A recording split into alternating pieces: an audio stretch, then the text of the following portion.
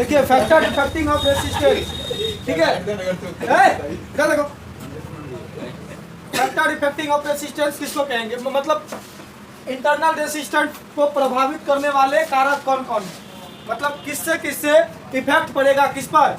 आंतरिक प्रतिरोध पर। क्या क्या क्या करने से इस पर कोई इफेक्ट पड़ेगा? आंतरिक प्रतिरोध बढ़ेगा कि घटेगा, उनके बारे में अभी हम लोग चर्चा करने वाले हैं। Factor affecting of internal resistance मतलब आंतरिक प्रतिरोध को प्रभावित करने वाले कारक। इसमें सबसे पहला 1 नंबर में लिखिएगा इलेक्ट्रोड। इलेक्ट्रोड की प्रकृति, क्या चीज?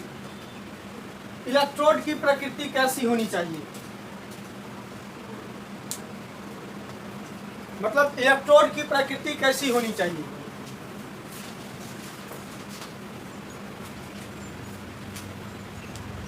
देखिए इलेक्ट्रोड, अगर यदि इलेक्ट्रोड ऐसा पदार्थ का बना हो जिसका प्रतिरोध क्या होता है, उच्च होता है, तो उसका आंतरिक प्रतिरोध भी क्या होगा? बढ़ेगा, ठीक है। अगर यदि इलेक्ट्रोड ऐसा पदार्थ का बनाएंगे जिसका प्रतिरोध क्या होता है? उच्च होता है, मतलब अधिक होता है, तो उसका आंतरिक प्रतिरोध भी क्या हो जाएगा? सेल का अधिक हो जाएगा। लिखिए जल्दी से इलेक्ट्रोड की प्रकृति लिखिए। यदि इलेक्ट्रोड ऐसे पदार्थ का बना हो,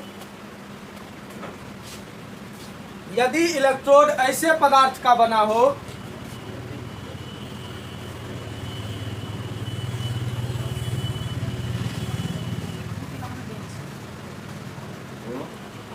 इलेक्ट्रोड यदि ऐसे पदार्थ का बना हो जिसका प्रतिरोध उच्च होता है, वैसी स्थिति में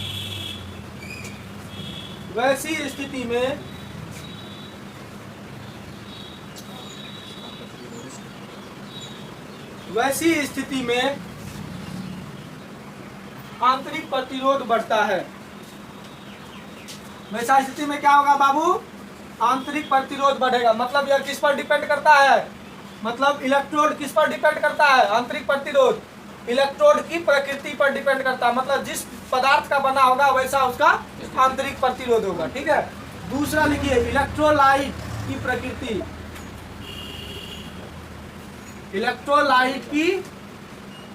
इलेक्ट्रोलाइट किसको कहेंगे? बैटरी में द्रव वाला एक तत्व होता है, द्रव वाला पदार्थ होता है, जो जिसको हम लोग क्या कहते हैं? बैटरी में कौन सा पानी डाल जाता है? बैटरी में पानी है ना, कैसे बैटरी का पानी पर तो कपड़ा जल जाएगा, एसिड होता है उसमें। क्या वो कौन सा एसिड होता है? H2SO4, मतलब सल्फ्यूरिक अम्ल होता है। क्या होता है? सल्फ्यूरिक अम्ल होता है उसमें, सल्फ्यूरिक एसिड। तो इलेक्ट्रोलाइट की प्रकृति कैसी होनी चाहिए? Nature of electrolyte. देखिए अगर यदि हम सूखा इलेक्ट्रोलाइट लेंगे तो उसमें आयन को चलने में सुविधा नहीं होती है, मतलब आयन किस में चलेगा? द्रव में। किस में चलता है आयन? द्रव में। और इलेक्ट्रोड में आयन द्रव में चलता है। अगर वही सूखा में ले ले, सूखा इलेक्ट्रोलाइट ले ले, तो उसमें आयन का प्रवाह उतनी अच्छे तरीके से नहीं होगा जितना कि द्रव में होता है, ठीक है। लिखिए इसी बात को लिखिए। ड्राई इलेक्ट्रोलाइट में आयन को, ड्राई मतलब कि सूखा नहीं चाहिए, ड्राई इलेक्ट्रोलाइट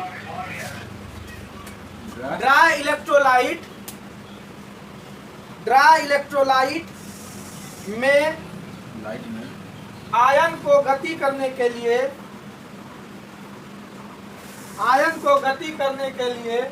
गति करने में सुविधा नहीं होती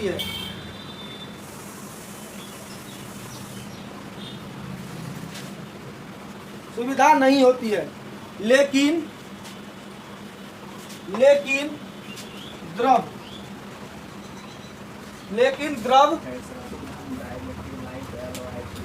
लिखे, लेकिन द्रव इलेक्ट्रोलाइट में,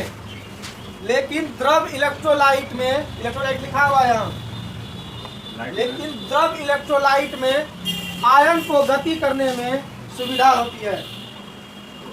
आयन को गति करने में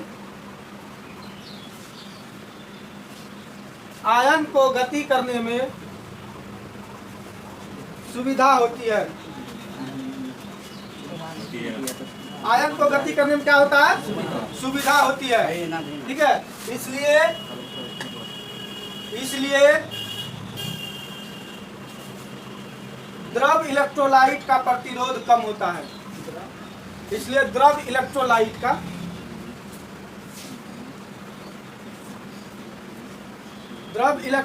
का प्रतिरोध कम होता है। ठीक है, अब तीसरा लिखिए,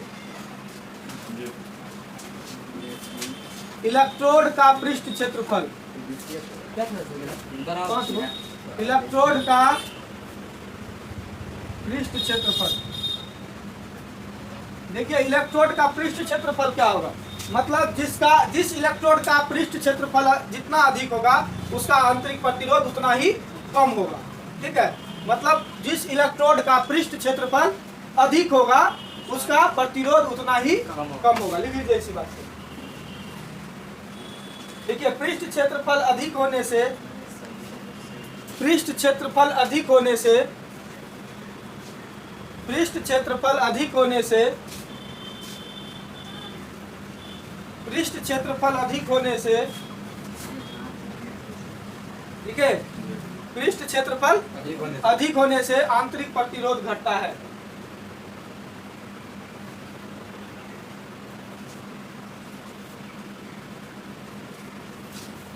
चौथा नंबर लिखिए,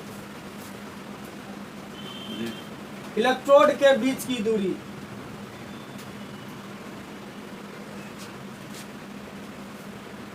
अब दो इलेक्ट्रोडों के बीच की दूरी घटाएंगे तो प्रतिरोध भी क्या होगा, घटेगा। लिख लीजिए इसी बात को, लिखिए इलेक्ट्रोड के बीच की दूरी को घटाने पर इलेक्ट्रोड के बीच की दूरी को घटाने पर इलेक्ट्रोड के बीच की दूरी को घटाने पर इलेक्ट्रोड के बीच की दूरी को घटाने पर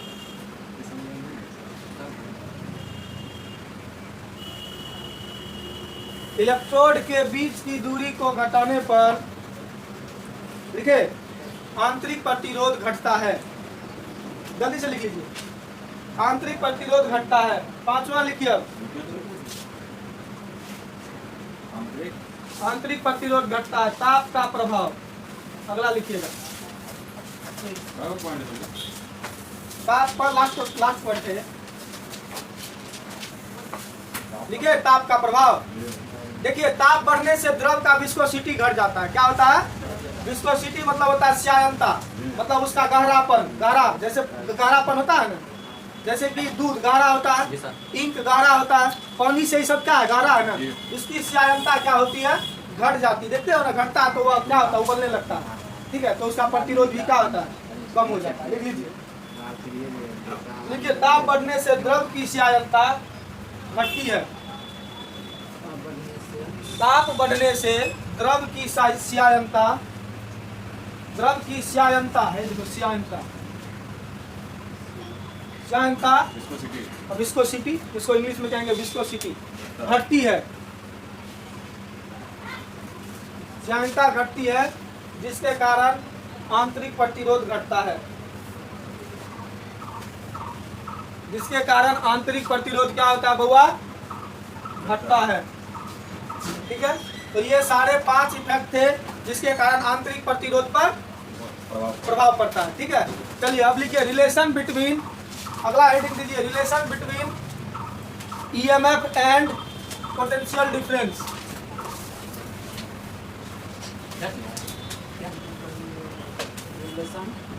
रिलेशन बिटवीन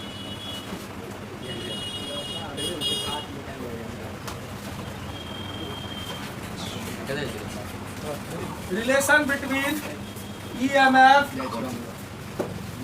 and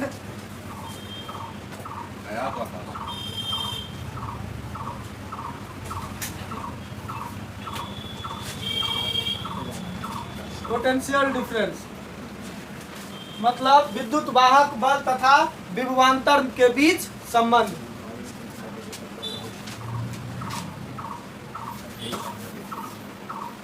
विद्युत वाहक बल तथा विभवांतर के बीच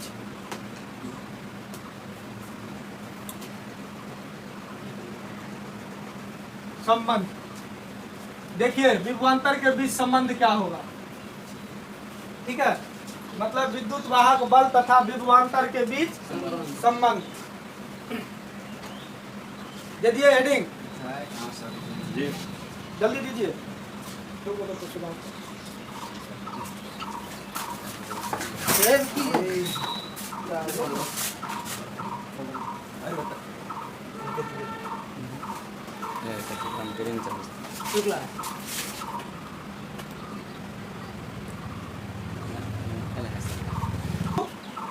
विभवांतर के बीच क्या चीज हमको चाहिए, संबंध चाहिए। तो संबंध चाहिए, इसके लिए क्या करना पड़ेगा, देखिए एक सर्किट है, इसका रेसिस्टेंस R है, बाहर रेसिस्टेंस जिसको लोड रेसिस्टेंस कहते हैं। क्या कहते हैं, लोड रेसिस्टेंस। या प्लस ये माइनस, जिसके पास आंतरिक प्रतिरोध होता है और ईएमएफ होता है, किसके पास, बैटरी के पास। तो आई करंट जाएगा इसका, तो इसका विभवांतर क्या होगा, V होगा। प्रतिरोध जो होता है दो बिंदुओं के बीच लगा होता है, विभव। तो यहाँ से आई, ये आमीटर है जो कि करंट को मापता है, कितना करंट सर्किट से फ्लो हो रहा है। देखिए यदि